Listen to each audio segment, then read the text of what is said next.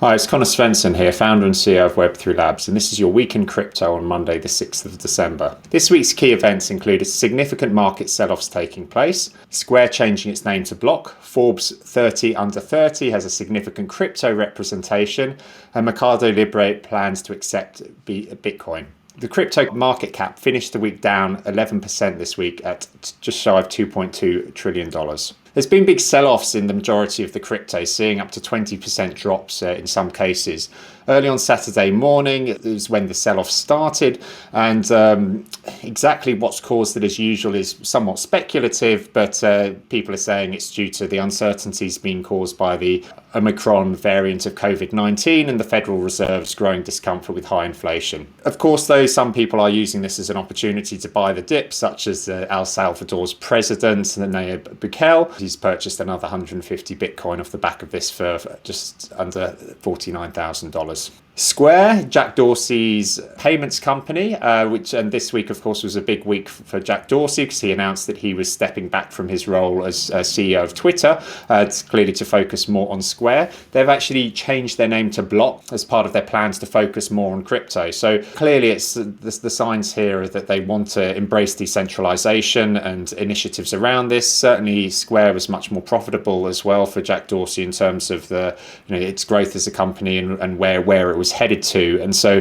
there's obviously an opportunity there that Jack Dorsey's seen there. And the name Block is a clear manifestation of the plans there as well. Their Square crypto team as well, they'll be rebranding to Spiral, and this Spiral is no doubt a reference to going down the whole rabbit hole of the space, but the actual stock exchange symbol will remain the same. So definitely interesting times for Jack Dorsey and Square to see what happens next there. MicroStrategy has bought yet more Bitcoin. There's not been so many announcements recently, but they've bought another $414 million of Bitcoin, which was over 7,000 more Bitcoin. These were at just under $60,000. And so now they hold in total 121,000 Bitcoins, which has got a market cap of about $7 billion. Grayscale as well, they've announced this week that they're going to launch a Solana trust product. So this basically enables investors to get exposure to Sol, which is the native token of the Solana blockchain. They've been launching a number of different exchange listed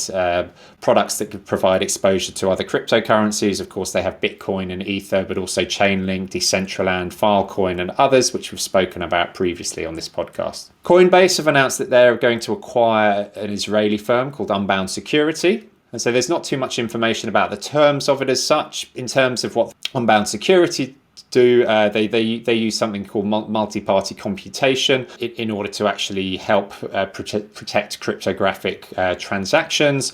And with this, it's no doubt that Coinbase are continuing to double down more on security for their platform, and given the space that they operate in, of course, they need to make sure they're staying ahead of the curve there and working with the most sophisticated companies with respect to their offers there. The Forbes 30 under 30 list came out this week as well, which is where Forbes basically announces people who are having significant impact on the business world, typically who are aged under 30, of course. This year, though, apparently 15 of the representatives were from crypto and blockchain related businesses as well. Previously, you had Sam Bankman-Fried and Brian Tubergen, who was one of the co-founders of CoinList. And so some of the people included in the list included Alameda Research's co-CEOs and the OpenSea co-founder and the Pleasure DAO founder as well. Again, given how much the crypto markets have heated up this year, it's no big surprise there that there's a lot of names showing up in Forbes 30 under 30 there. MercadoLibre, which is the fintech arm of the MercadoLibre e-commerce giant in Brazil, they've added support for buying Bitcoin, Ether, and the Paxos stablecoin Pax Dollar. The intent here is about, well, in terms of the press release anyway, it's about accelerating the democratization of financial services in Latin America. The thing that's interesting here is that MercadoLibre is actually authorized by Brazil's central bank to act as a payment institution. So them embracing cryptocurrencies and supporting them there, they have significant weight within the markets there, and because they are regulated, it's certainly a promising sign that they've been able to get this out there. That's all we have for this week in crypto. If you're interested in the key events across DeFi, enterprise blockchain, blockchain and protocols or NFTs, do check out our other This Week in Blockchain episodes as well. Thanks, and I'll see you next week. Hi, it's Conor Svensson here again. I hope you enjoyed this episode. I'm really excited to share with you that I've written a book, The Blockchain Innovator's Handbook, a leader's guide to understanding, adopting and succeeding with this disruptive technology. I've been wanting to share my learnings about blockchain and Web3 for a number of years with a wider audience, and I'm really excited that I can do this now.